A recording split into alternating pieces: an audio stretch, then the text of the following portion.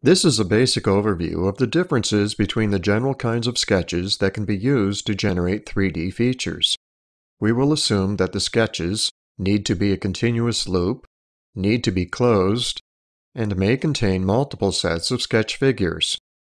Following are 3 examples of closed sketches. The first 2 are shown below. They are continuous and they do not intersect any other figures. Notice the figure below left has a circle within the main body of the sketch. When this figure is extruded, the hole will be left empty.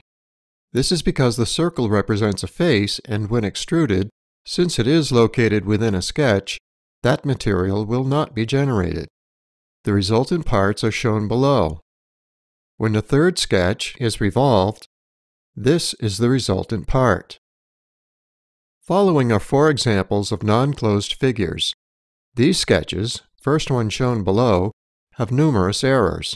Each error is shown with an arrow. The figure below is not closed. It will not work because it is not continuous.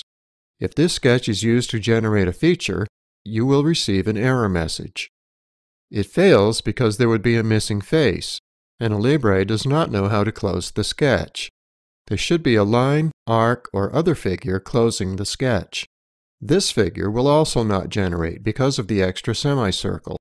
Since all figures represent faces when used in the creation of features, this extra arc is not needed and should be removed. Remember, sketch features are infinitely thin and represent faces. The easiest way to think of this is to imagine that you are physically holding the part in your hands.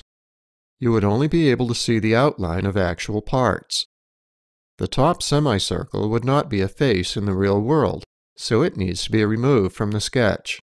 Of course, you could have deleted the lower semicircle, and that would leave you with a valid sketch as well.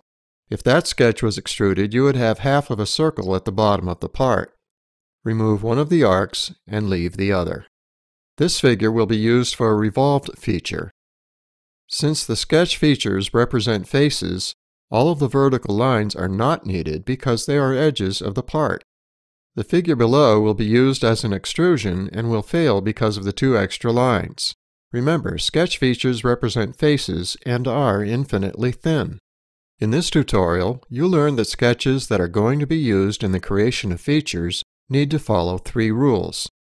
Sketches need to be a continuous loop, be considered closed, but may contain multiple sets of sketch figures.